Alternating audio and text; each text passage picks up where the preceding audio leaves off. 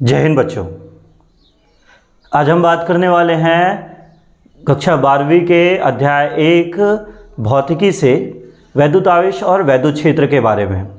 तो यह video exam के दृष्टिकोण से बनाया गया है, जिसमें आपको महत्वपूर्ण टॉपिक के बारे में आपको पूरी जानकारी मिलेगी बहुत ही कम समय में। यदि आप एग्ज़ाम की तैयारी कर रहे हैं तो आपके लिए यह वीडियो काफ़ी मददगार होने वाला है। तो देखिए, हम बात करते हैं सीधे वैद्युत आवेश और वैद्युत क्षेत्र से। मुख्य रूप से जो क्वेश्चन है वो आते हैं 3 नंबर और 5 नंबर के, और एक आता है वस्तुनिष्ठ। तो इसमें 3 नंबर और 5 नंबर के कैसे क्वेश्चन आ सकते हैं उस पर मैं डिटेल से आपको किस तरह से प्रश्न आते हैं उनका प्रश्न और उसके हल के बारे में मैं इस वीडियो में आपको बताऊंगा। तो चलो आते हैं सीधे टॉपिक पे। देखिए, हमारा जो चैप्टर का नाम है वैद्युत आवेश और क्षेत्र, है ना। पार्ट 1 है, ये पहला वीडियो है इस चैप्टर का। तो चलो हम आते हैं सीधी बात वैद्युत आवेश में।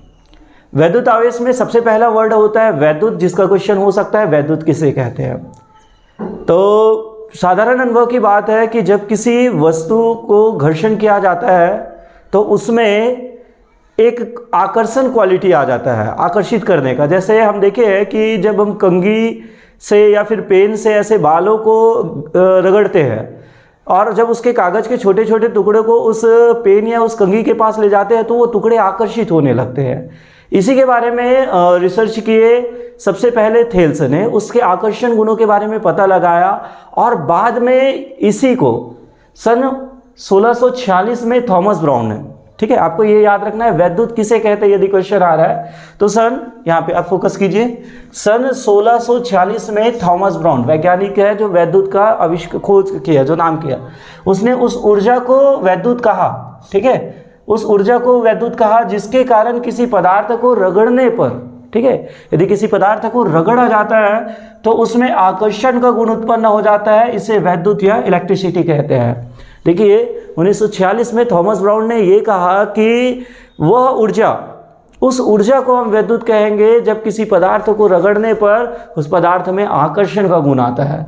ठीक है, इसमें एक और पॉइंट याद रखना जो आपको ऑब्जेक्टिव में पूछ सकता है कि इलेक्ट्रिसिटी का जो नाम है वो ग्रीक भाषा के एम्बर वर्ड से हुआ। ठीक है, इलेक्ट्रिसिटी जो होता है वो ग्रीक भाषा के एम्बर शब्द से हुआ, जिसका अर्थ होता है इलेक्ट्रॉन। ठीक है, तो ये पहला टॉपिक है आपका वैद्युत।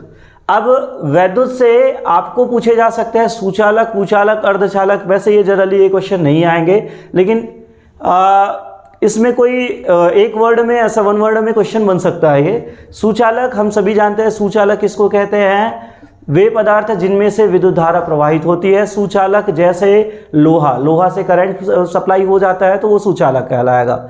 वे पदार्थ जिससे विद्युत धारा प्रवाहित नहीं होता उसे हम क्या कहते हैं, कुचालक। कुचालक जैसे लकड़ी में करंट का सप्लाई नहीं होता। और वे पदार्थ जो सुचालक और कुचालक के मध्य का गुण रखता है उसे हम कहते हैं अर्धचालक, जैसे सिलिकॉन और जर्मेनियम।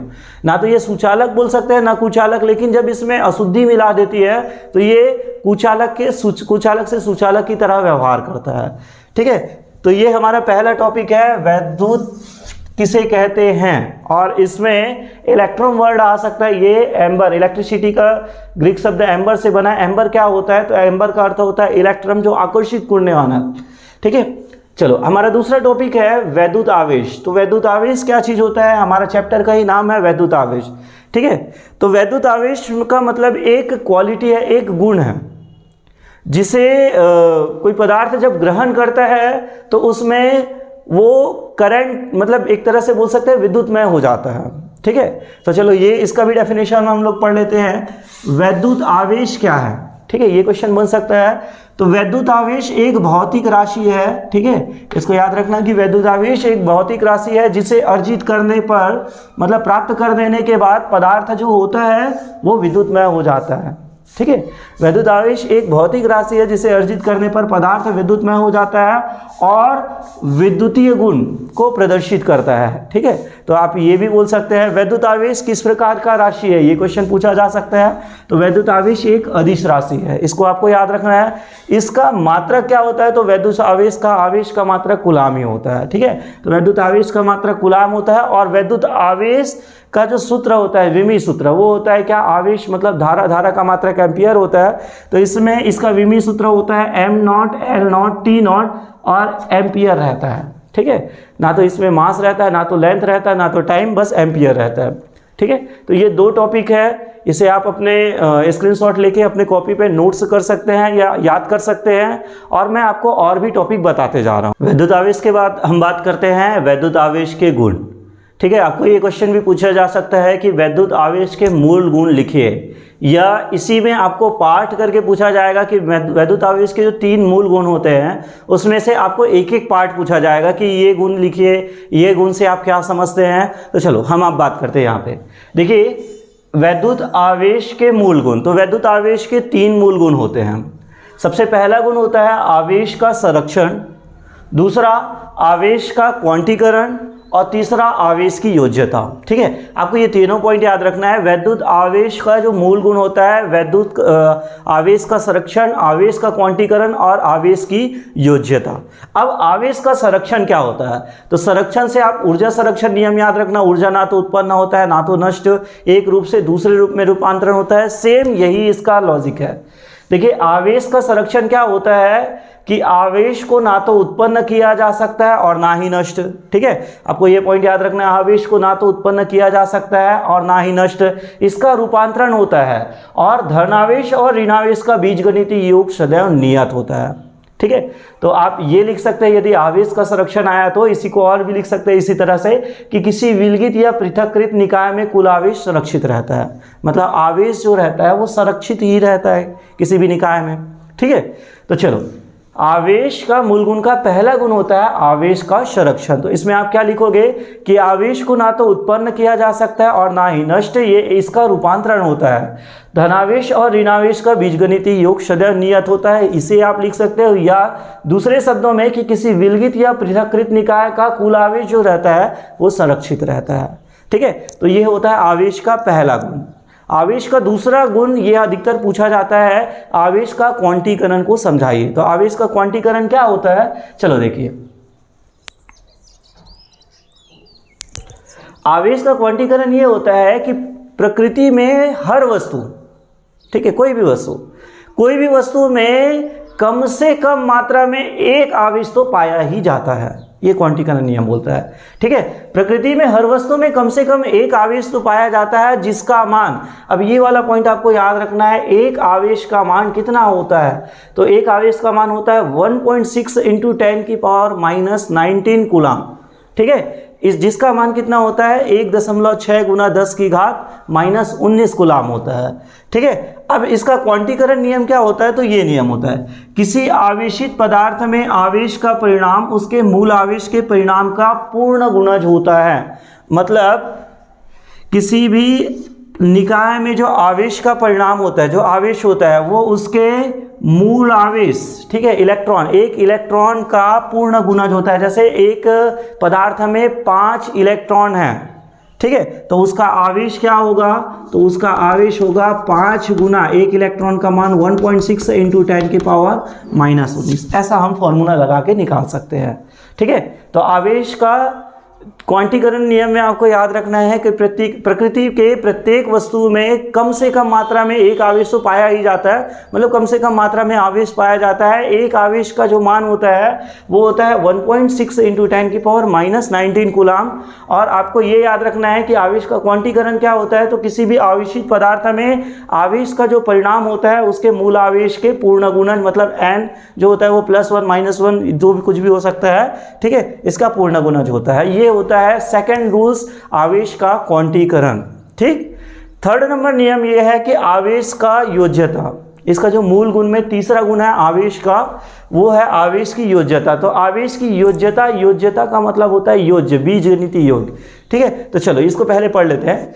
किसी पदार्थ में कुल आवेश है, एक पदार्थ में, जैसे एक पदार्थ में कितने आवेश है हमें ये ज्ञात करना है। तो ये कैसे ज्ञात करेंगे कि किसी पदार्थ में कुल आवेश, मतलब उसका टोटल आवेश कितना हो रहा है, तो किसी भी पदार्थ में कुल आवेश उसके समस्त भागों में उपस्थित आवेश के बीजगणितीय योग होता है। ठीक है, ये एक पदार्थ है, अब इसमें बहुत सारे आवेश है। ठीक है, मान लो इसका Q1, इसका Q2, ये Q3, Q4, ऐसा 4-5 आवेश है इसमें। तो इसका बीजगणितीय योग, मतलब यदि मैं इसका टोटल कुल आवेश निकालूं तो इन सभी को मैं क्या कर दूंगा, जोड़ दूंगा। किसी भी पदार्थ में कुल आवेश, किसी भी पदार्थ के कुल आवेश उसके समस्त भागों में उपस्थित आवेशों के बीजगणितीय योग होता है। जैसे किसी पदार्थ में मान लो Q1, Q2, Q3 आवेश है तो उसका कुल आवेश क्या होगा, Q is equal Q1 plus Q2 plus Q3, ऐसा सबको जोड़ देंगे। ठीक है, तो ये हमारा सेकंड टॉपिक हुआ वैद्युत आवेश का मूल गुण। तो वैद्युत आवेश के 3 मूल गुण होते हैं, आवेश का संरक्षण, आवेश का क्वांटीकरण और आवेश की योज्यता।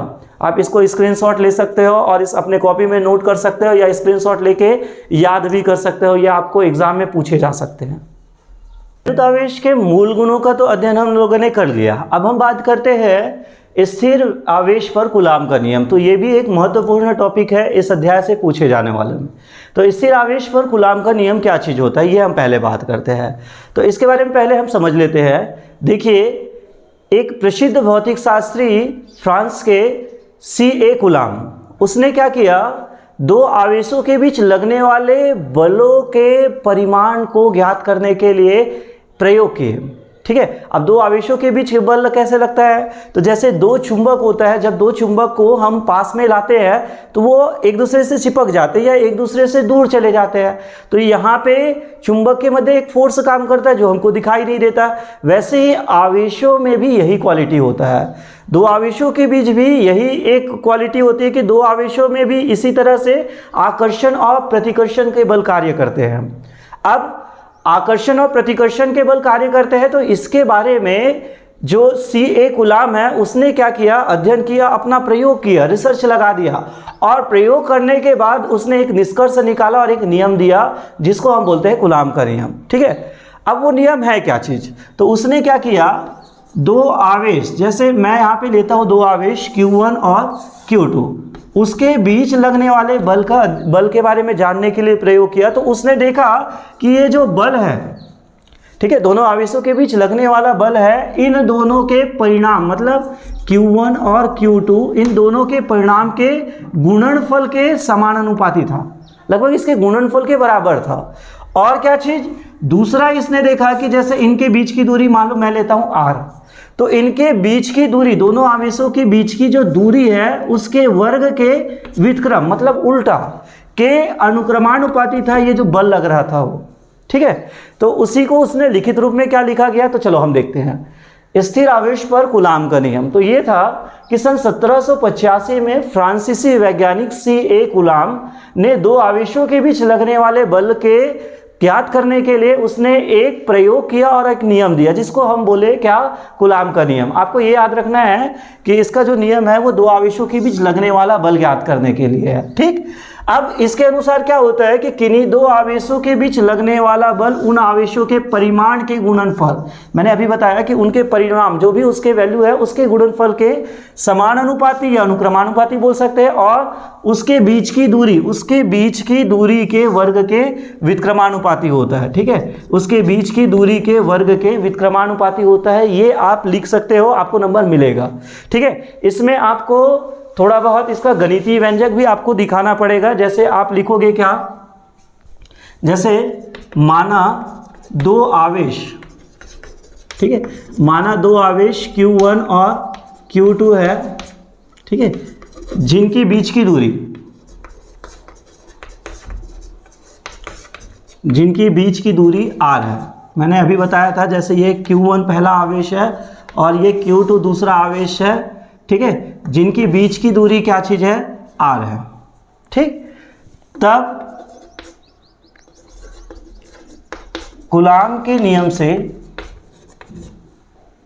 ठीक है, इन दोनों के बीच बल काम करता है। तो कूलाम का नियम क्या बोलता है, ये जो बल है, कूलाम के नियम से ये जो बल है वो किसके अनुक्रमानुपाती होता है, तो पहला दोनों आवेश के गुणनफल Q1 और Q2 के गुणनफल के समानुपाती, ये पहला नियम।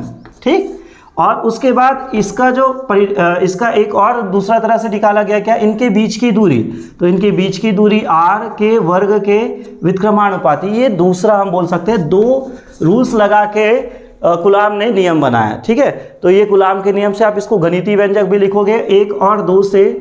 ठीक है, समीकरण 1 व 2 से हमको क्या दिखाई दे रहा है कि दोनों में F अनुक्रमानुपाती LHS है, तो RHS को भी साथ में ले लेते हैं। तो Q1 इंटू Q2 ये है LHS पहले का, RHS और दूसरे का है 1/r², तो हम बटा r² लिख सकते हैं। हम दोनों को जब एक साथ जोड़ के लिखे तो इस तरह से लिखा जा सकता है।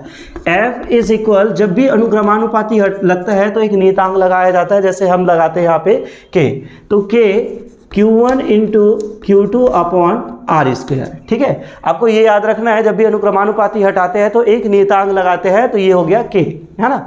अब आपको इस चीज को भी याद रखना है कि वैद्युत आवेश में, ये वायु या निर्वात में K का मान तो 1 रहता है, वैद्युतशीलता के कंडीशन पे क्या होता है, K का मान जो होता है वो होता है 1/4 पाई अपसाइन नॉट। ठीक है, K का मान जो होता है वो क्या होता है 1/4 पाई अपसाइन नॉट। तो यहां से F इज इक्वल, K का मान यदि मैं रखता हूं नियतांक का मान, तो 4 pi epsilon not into Q1 into Q2 upon r²।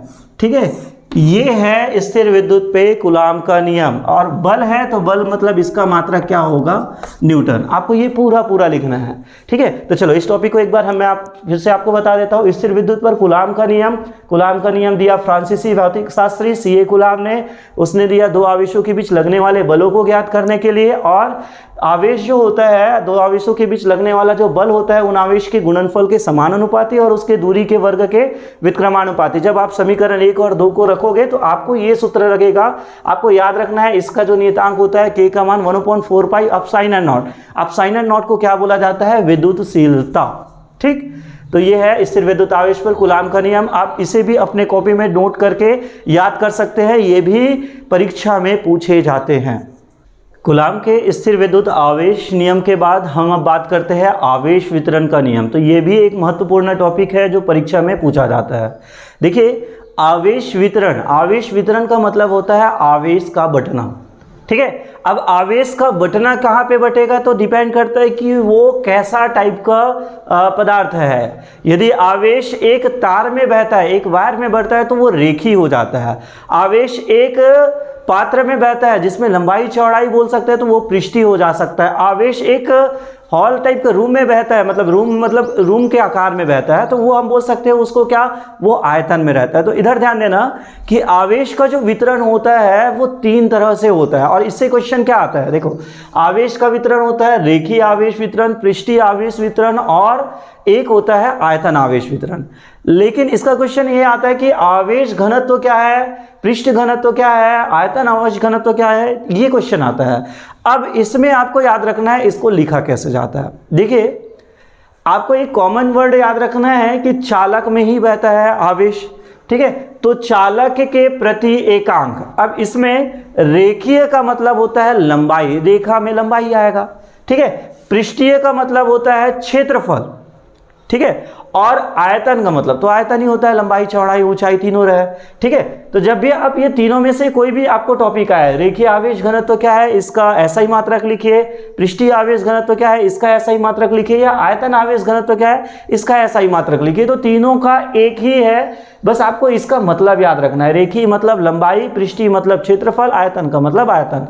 तो चलो, ये आपको उत्तर लिखना है, चालक के प्रति एकांक। अब इस खाली स्थान में यदि रेखीय आवेश पूछा जाए तो आप लिखोगे लंबाई, चालक के प्रति एकांक लंबाई। यदि पृष्ठीय आवेश पूछा जाए तो आप लिखोगे क्षेत्रफल, और आयतन आवेश यदि पूछा जाए तो आप लिखोगे क्या, आयतन।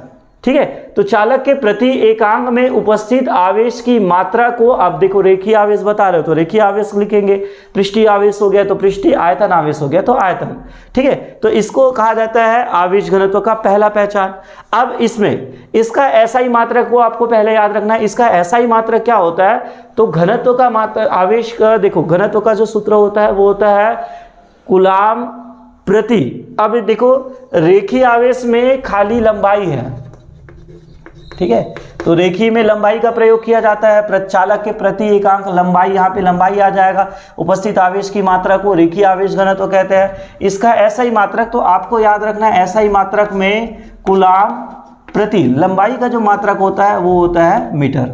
ठीक, अब यदि आपको पृष्ठीय आवेश घनत्व पूछा जाए तो पृष्ठीय आवेश में भी सेम, इसमें क्या होता है, क्षेत्रफल होता है। पृष्ठीय आवेश में क्षेत्रफल मतलब चालक के प्रति एकांक क्षेत्रफल में उपस्थित आवेश की मात्रा को पृष्ठीय आवेश घनत्व कहते हैं। अब इसका मात्रक क्या होगा, तो इसका मात्रक होगा क्या, कूलाम प्रति, क्षेत्रफल का मात्रक होता है क्या, मीटर स्क्वायर, तो कूलाम प्रति मीटर स्क्वायर। और यदि आयतन आवेश घनत्व आता है तो आयतन में चालक के प्रति एकांक आयतन में, ठीक है, उपस्थित आवेश की मात्रा को क्या कहते हैं हम लोग, आयतन आवेश घनत्व कहते हैं। तो इसका जो मात्रक होगा वो होगा क्या, कूलाम प्रति घन मीटर, ठीक है, बस मीटर बढ़ते जाएगा, metre, metre square, metre cube, ये आपका बढ़ते जाएगा, ठीक है। तो आपको ये याद रखना है, ठीक है। अब उसके बाद इसे किससे दर्शाते हैं, तो आपको याद रखना है रेखीय आवेश घनत्व को लैम्डा से दर्शाते हैं, पृष्ठ आवेश घनत्व को सिग्मा से दर्शाते हैं, और आयतन आवेश घनत्व को दर्शाते हैं रो से, ठीक है। आपको ये तीनों पॉइंट याद रखना है, रेखीय आवेश घनत्व, पृष्ठ आवेश घनत्व, आयतन आवेश घनत्व, यह भी क्वेश्चन में पूछे जा सकते हैं। तो ये तो थे पार्ट 1 वीडियो। पार्ट 2 वीडियो में मैं आपको बताने वाला हूँ जो आवेश में वैद्युत क्षेत्र होता है, वैद्युत क्षेत्र की तीव्रता ज्ञात करना, अक्षीय स्थिति, निरक्षीय स्थिति।